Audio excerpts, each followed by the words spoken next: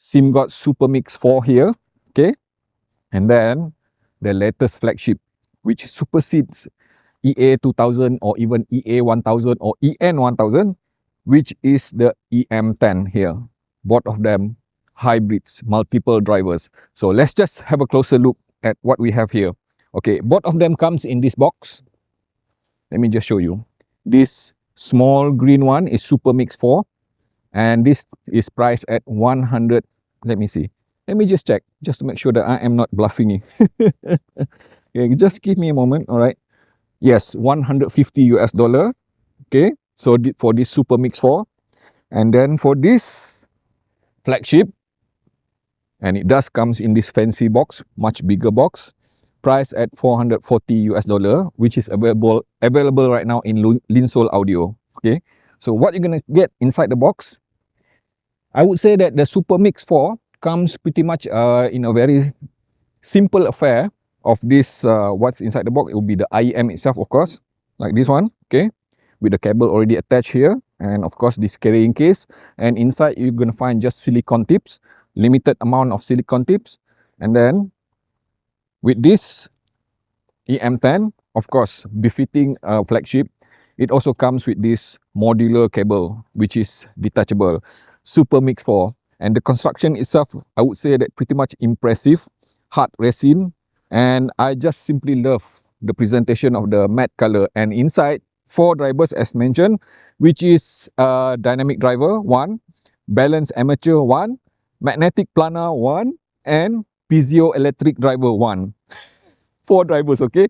And the impedance rating is really low at 7.2 ohm, which is kind of like not a surprise considering that hybrid typically offer very low impedance rating, but the sensitivity is very high at 120 dB.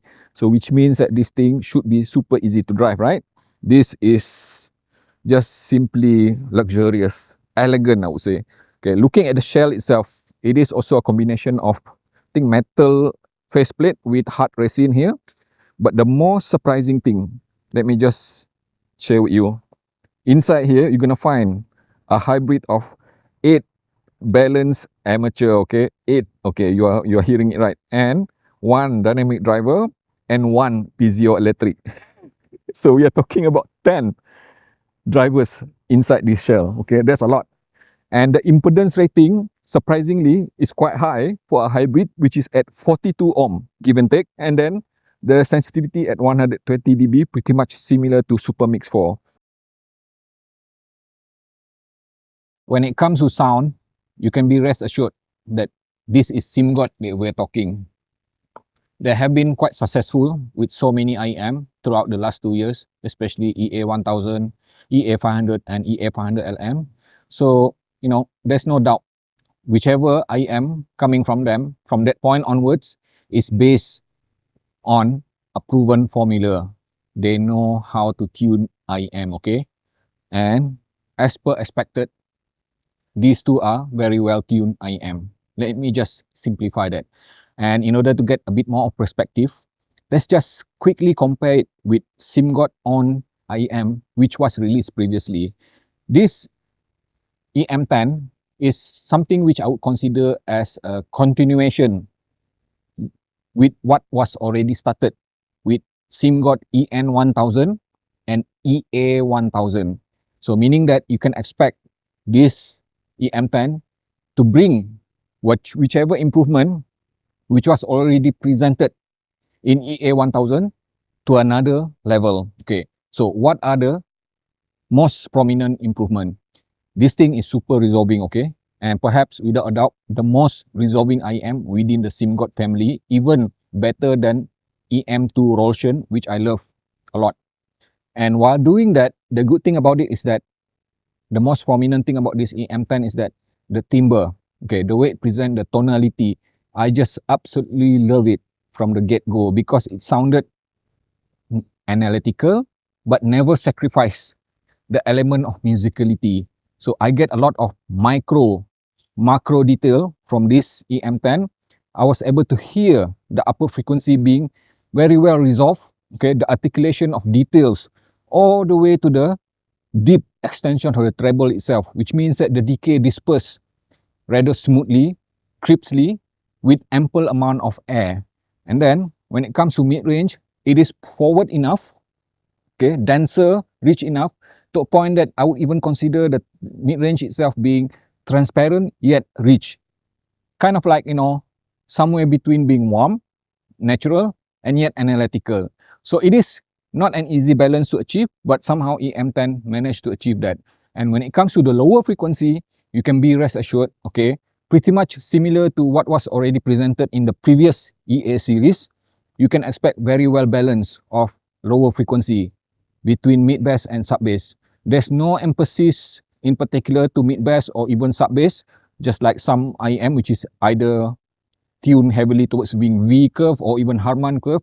You can expect very well balance of bass presentation on this, and it is tactile because of that different type of driver. Especially, I think, you know, somewhere between that 8BA and the piezoelectric and also the dynamic driver was able to construct something which is, you know, solid, punchy, and engaging, and does not sound metallic, does not sound digital at all. It is organic at the same time. Again, I would say that that is not an easy balance to achieve. In overall, EM10 is definitely worth the price, the way I look at it, because without a doubt, when I reflect on this after using it for quite a while, driving it in different kind of situation. By the way, when we talk about driving, it does require a bit of power to get the best out of it, okay? I was able to use it properly already with my phone here, 3.5mm single-ended, but it sounded a lot better when I connect it to something which is a bit more juice, like this iBasso DX180, which is what I'm testing right now, and also this 4.4mm balance of Onyx Alpha. So to get the best out of this EM10, just remember, run it with power.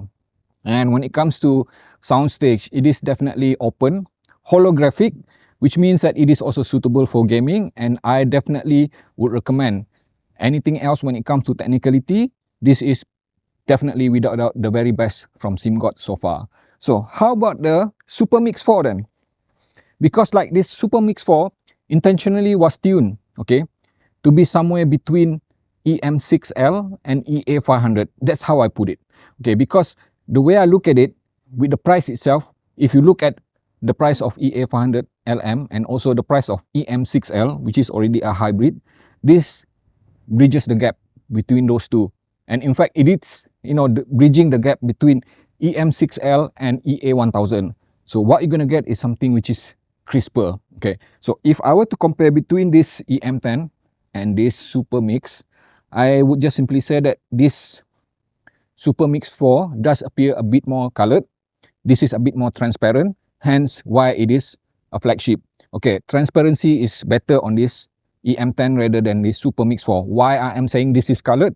Because there's a pronounced coloration throughout the frequency range, anywhere from upper frequency, even the mid-range, all the way to the lower frequency, just like EM6L. But what it does better than EM6L is that it offers a bit more of refinement towards the transient response of the lower frequency. It is tighter, punchier, and yet the volume itself was not heightened to a point that it became too bassy for my taste. I don't like bassy IEM, okay? I can just simply say that between EM6L and this, I love the presentation of the lower frequency of this. If I am going to listen to something which is a bit more colored, definitely I would go for SuperMix4 rather than EM6L now, okay? See, both of them are fun sounding, engaging, vibrant, and very tidy, but this is definitely a refinement over what EM6L has started. However, I would like to point out some of the cons as compared to EM10, the bigger brother here.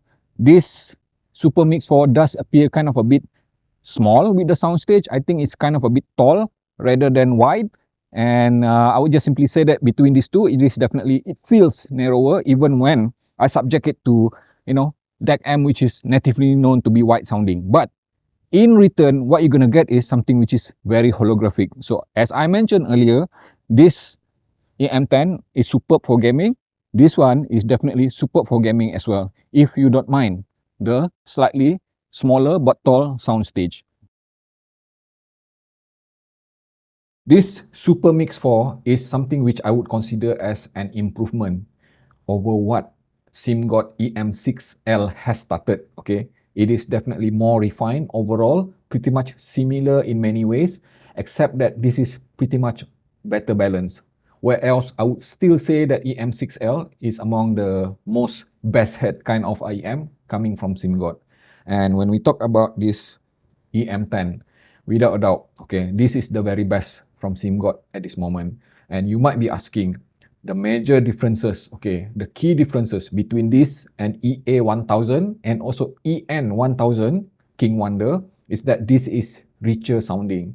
It offers a lot more full-bodied kind of sound, which I would expect from a flagship. Okay, I would even say that if I were to compare with EA1000, and I would just simply say that this EA1000 would appear kind of a bit lean when it comes to the body itself or the sound throughout the entire frequency range, and this EM10 addressed that. It is definitely richer sounding. And on top of it, with the resolution, the imaging itself, just a minor tweak of refinement, because being a multiple BA, 8 of them inside, remember, you're gonna get a bit more of macro and micro detail. The way it present it, okay? It is definitely already resolving in EA1000 and EN1000, but just a bit more refined when it comes to EM10. And having said that, this is how it looked like for these two Simgot when compared against the rest of the competition and also within the Simgot family itself. All 10 of them here, as you can see, SuperMix4 respectively scored 63 out of 100, pretty much scaling up to the same point as Simgot EA1000 now. Yes, that is super impressive. It is kind of a bit like, you know, a bit more exciting and engaging sound, which was started by EA1000, but it is definitely a bit more towards EM6L kind of sound. And then, without a doubt, this EM10, being a flagship, the score also reflects the kind of sound quality which I am hearing throughout the entire presentation of all 20 characteristics, as you can see here. You can just simply click the link down below and have a look at this and sort it out, and then you would see that this EM10 is definitely worthy of the name flagship from Simgot.